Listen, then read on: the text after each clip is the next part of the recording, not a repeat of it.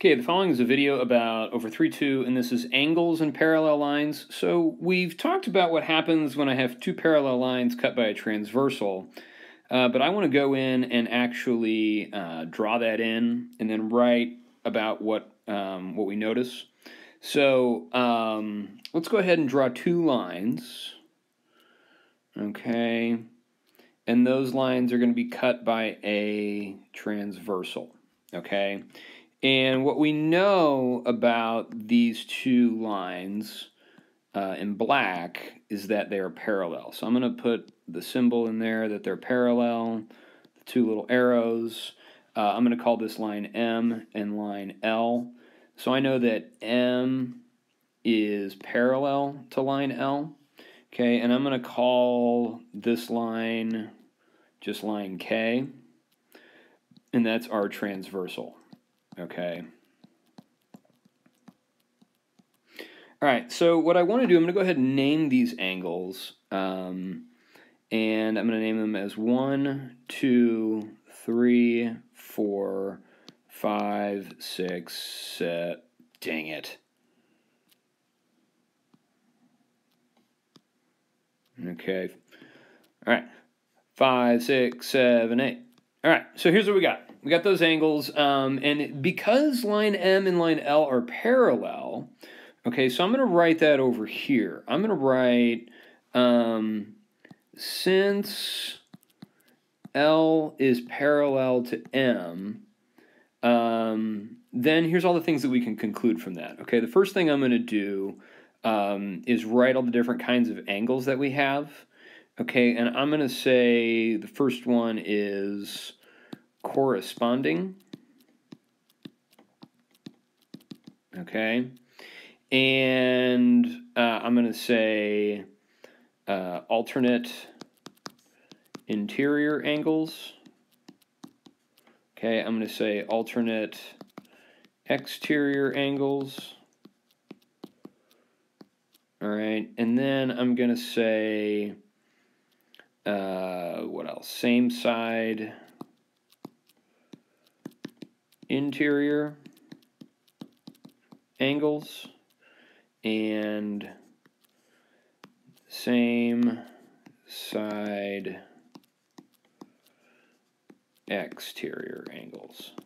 Okay, and so with all this information, if I know that these two lines M and L are parallel, okay, so since L is parallel to M, I know that corresponding angles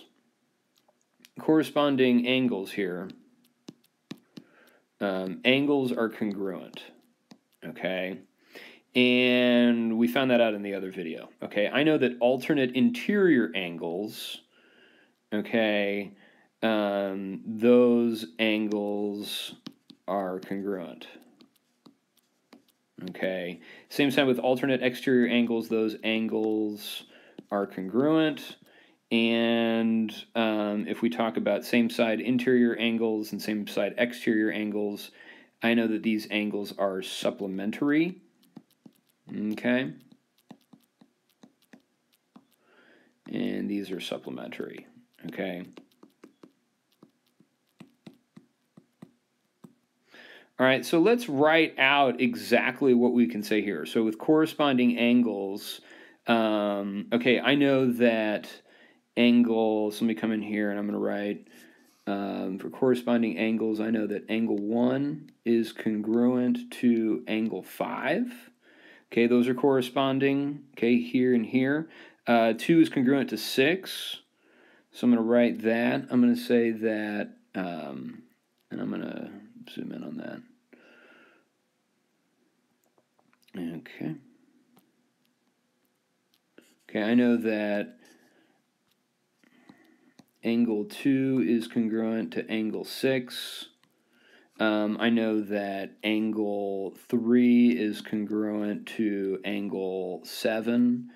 And I know that angle 4 is congruent to angle 8.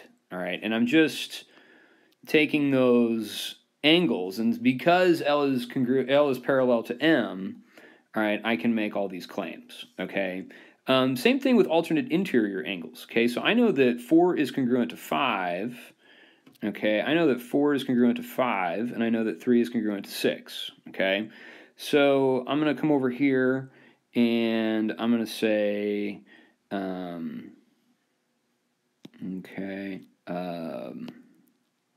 that angle 4 is congruent to angle 5, and I'm going to say that angle 3 is congruent to angle 6, okay?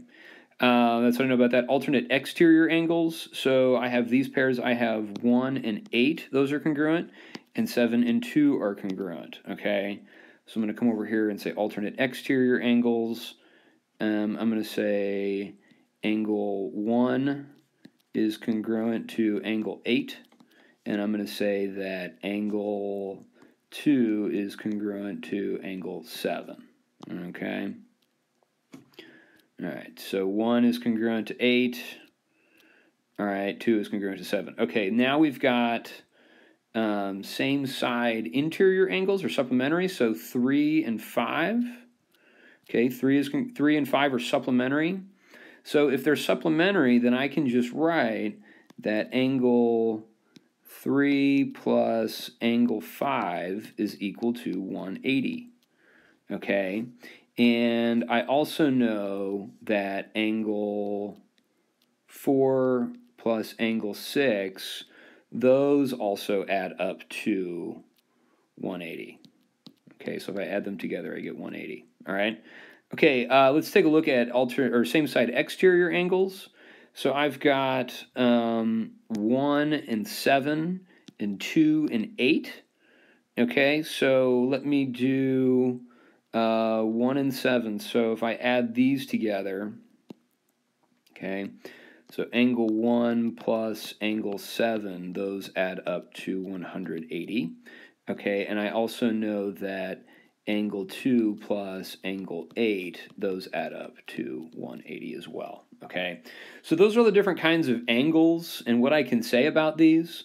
I have all these relationships, and so if I know one piece of information, I can figure everything else out. Okay, and we're going to take a look at that in example number 1 through 6. Okay, and so we've got this figure here, and it says that the measure of angle 2 is 70 degrees. Okay, and it says find the measure of each angle. So what I'm going to do real quick, whenever I'm given some information like this, it's going to help me get all the other information. Okay, so angle 2, I know that that angle here is, and I'm going to call this 70 degrees. Okay. Now, what I know from what we learned previously in just that first section, I know degrees. Okay, so I know that I look at 2, okay, and I know that 2, I'm just going to say it corresponds with 6, okay? And so because those correspond, I know that these angles are congruent, okay? And I'm going to call that 70 degrees, okay? And so there's a number of ways to figure out the other angles in this situation that are 70 degrees. Okay, I know that, 3 and 6 are alternate interior angles.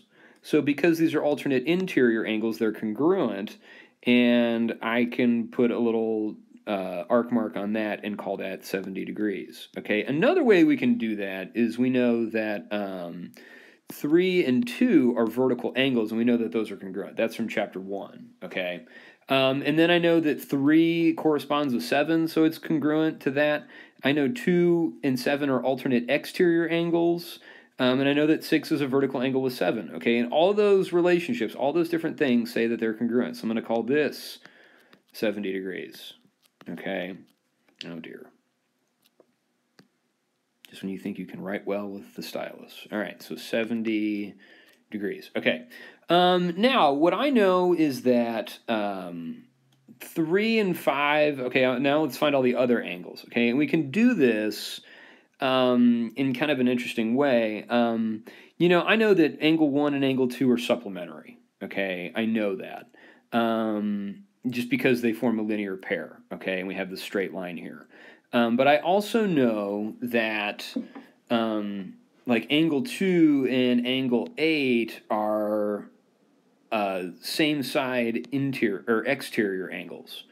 Okay, and so I know that these two angles are supplementary. Okay, I also know that 1 and 8 are congruent. Okay, so what I can find out here, hopefully you guys can see this and it's not too terrible, but I'm going to label, I know that angle 1 plus angle 2, if I add those up, I'm going to get 180. Okay, 180 degrees.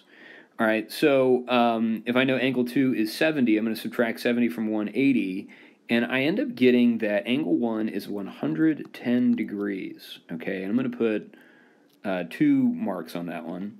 Okay, now what we can tell is that all the other angles are congruent. 1 and 4 are vertical angles, so I know that these are going to be congruent. I'm going to call this 110 degrees. Okay, 4 and 5 are alternate interior angles, and so those are congruent. So if that's 110, then this has to be 110. Okay, and then 5 and 8 are vertical angles, so I know that that's going to be also 110. Okay, and it fits all of the, criteria that we had, all right, about angles being congruent in their relationships. Okay, it holds true for all that. So let's go ahead and let's answer these questions here. Identify the measure of each of those angles. And so I'm going to come over here, and I know that angle 3, okay, I can just go ahead and write that information in. Angle 3 is 70 degrees. Okay, I know that's 70 degrees. Okay, angle 5 is 110 degrees. Okay, that's 110 degrees. All right, angle 8 is 110 degrees. Okay, angle 1 is 110 degrees. Okay, angle 4 is 110 degrees. Okay, and angle 6 is 70 degrees. Okay, and I'm just getting all that information from the picture, guys. Okay, we were able to figure all that out based off of this information up here. Okay, all right, so now let's take a look at the next one. All right, actually, you know what? I'm going to go ahead and stop this video and put this into 2 parts. So hope you enjoyed this. Hopefully this is fairly simple for you and it's not too terrible. So thanks. Bye.